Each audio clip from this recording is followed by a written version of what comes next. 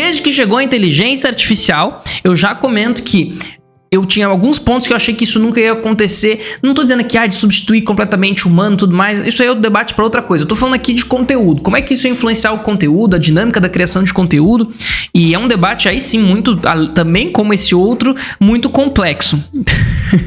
Mas uma coisa que pra mim era muito nítido era a IA. No momento que tá, e pelo menos eu imagino, ela não conseguiria substituir a parte humana da coisa. Eu não tô dizendo aquela ideia de substituir o ser humano, eu tô dizendo a parte que se relaciona humano com humano, que é isso aqui que a gente tá falando, que virou um dos grandes diferenciais do tempo que a gente tá. É a primeira vez que nós, como humanidade, porque a gente tem os meios de massa, que surgiram há mais ou menos uns 100 anos lá com o rádio, passa para o jornal também é considerado, né? Mas vamos botar aí rádio, televisão.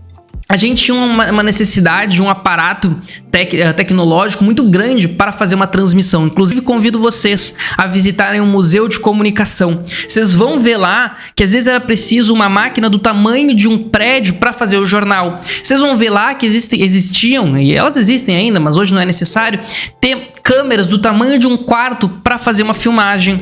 Vocês vão ver lá como, por essas necessidades, muitas vezes a comunicação ela era propriamente institucionalizada. Inclusive, gente, não muito tempo atrás, quem só tinha capacidade de escolher quem ia ou não ter essa possibilidade de transmitir para todo mundo era o governo, né? Porque era uma coisa que tinha uma demanda tecnológica muito grande. Então, quando a gente vê o William Bonner desse modo institucional atrás da mesa, é porque essa nossa cultura desse tipo de relação com a comunicação veio por essa construção, né? A relação que foi se tendo era uma relação, se tem 15 pessoas aqui, eu não vou poder ser eu mesmo, eu não vou poder ser um jornalista engraçado, eu vou ser um jornalista que necessita aqui para transmitir, traduzir a notícia, correto, vou falar claramente, tudo mais. Entretanto, quando a gente hoje tem que somente com isso aqui, tem pessoas que falam com milhões de pessoas, que esperamos que sejamos nós daqui a pouco, muda muito a realidade das coisas. Eu tô no meu quarto aqui, gente. Eu tô com uma câmera, eu tô com uma iluminação, eu tô com um microfone, eu até tenho o celular aqui, mas eu tô aqui, eu posso fazer eu posso ser, né? Eu posso ser meio idiota, porque eu também não tô cercado de pessoas. Eu posso ser o mais possível do que é o Felipe. E isso faz com que hoje a gente tenha essa necessidade das pessoas falarem com pessoas. Então, tudo isso para dar a volta e dizer que a inteligência artificial, em certa forma, pelo menos com o que a gente tem hoje, claro que a IA generativa, né? Também para deixar isso claro, que a gente está falando da IA que faz a geração de imagens e textos, ela pode chegar a esse momento, né? Mas atualmente ela não tá, e digamos que talvez demore mais do que a gente possa ver, talvez, digamos assim, quando acontecer, talvez não estejamos nem mais aqui. Mas essa conexão pessoa com pessoa, eu achei que a IA nunca seria capaz de consumir.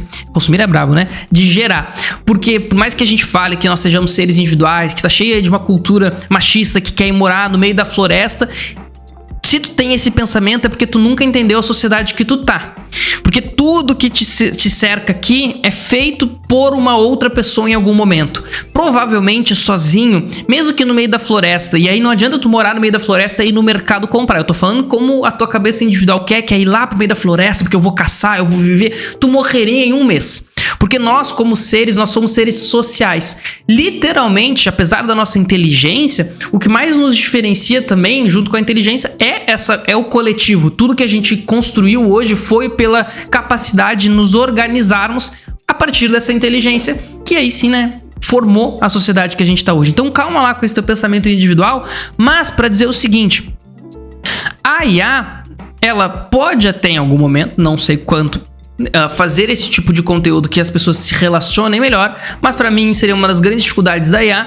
E o ponto 2, quando a gente fala de conteúdo, seria que teria muito claro para mim lá dizendo assim, este conteúdo foi feito por inteligência artificial. E aí isso por si só já quebraria o primeiro argumento de que não, a IA pode ser inclusive uma influenciadora perfeita, agir, ser como uma pessoa. Só que a gente pode dizer que como sociedade isso daria errado, né? Porque daí a gente já sabe para onde isso vai, tem um monte de ficção científica aí que daqui a pouco não é mais chamada de ficção científica, é só de futuro, dizendo o que acontece quando a gente dá todo esse espaço para uma IA. E ai de mim ser alarmista, né? Mas daí a gente tá levando ao extremo que nós acabamos de falar. Então, acabei de dizer que o mundo vai acabar por IA, né? Olha aí.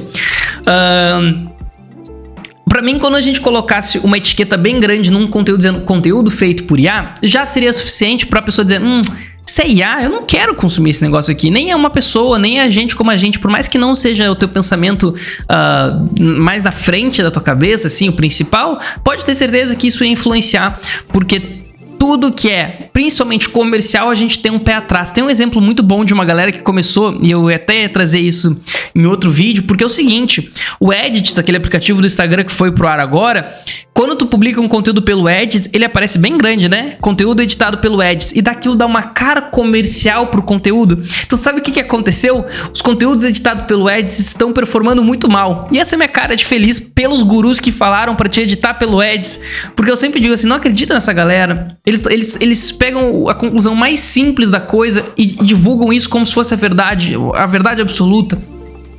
Então, qualquer coisa que tu botasse ali no conteúdo e dissesse, olha, esse conteúdo tem um cunho comercial, ele foi feito meio com uma ideia de te vender, geralmente as pessoas têm um pé atrás. E aí, pra mim, isso exige, e deveria ser exigido, ter uma etiqueta ali bem grande, conteúdo feito por IA, faria com que mesmo uma IA que seja perfeita, age e seja como um humano, não tenha o mesmo resultado. Mas, na prática, a gente sabe que não é isso que acontece, porque seria o sonho das plataformas elas também serem os donos dos influenciadores. Isso eu te dou certeza. Se o Meta pudesse, o Meta não teria que trabalhar com criadores de conteúdo. Ele seria dono de todos os criadores de conteúdo. E cuida lá, porque do jeito que tá, eu não sei se daqui a pouco isso não vem a acontecer. Porque os influenciadores, e aí claro, tem os virtuais, mas não é bem isso que a gente tá falando, porque os virtuais são pessoas reais que acabam tendo ali uma representação virtual. Pode ter influenciadores IA mesmo que realmente seja. Inclusive eu tenho um artigo que eu falei sobre isso, eu não considerei esse ponto que eu acabei de dizer. Olha aí, vou ter que rever. Agora, vamos à notícia? Porque hoje a gente tá bem filosófico. É culpa dos livros que eu tô lendo. Ontem eu comprei e chegou aqui de novo que eu li um trecho, eu gostei de Platão. Então eu tô assim, a República, né? Eu fiquei, então eu sou muito aqui filosófico pra dizer que é o seguinte, a notícia, vamos chegar à notícia, que é o Pinterest, ele finalmente vai fazer essa etiqueta que eu coloquei que deveria ser exigido.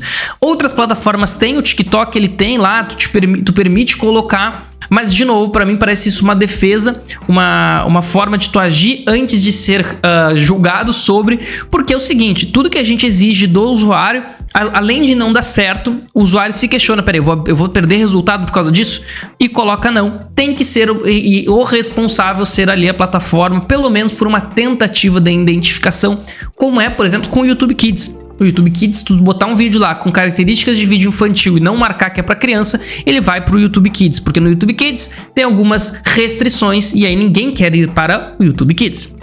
Mas o Pinterest, ele finalmente vai marcar bem grande, pelo que eu vi aqui na notícia, os conteúdos feitos por inteligência artificial, tá? E ele, pra mim, tá sendo a vanguarda. O Pinterest, ele tem feito essas alterações pensando no seu público-alvo e ter ali, minimamente, uma usabilidade saudável, principalmente porque o público-alvo do Pinterest é a geração Z, a geração alfa, e isso faz com que eles tenham que se adaptar à visão de mundo. E a gente sabe que essas gerações, e eu ali tô bem no meio termo, né? Para alguns, eu sou mais Z que Millennium, mas eu tô bem nesse meio.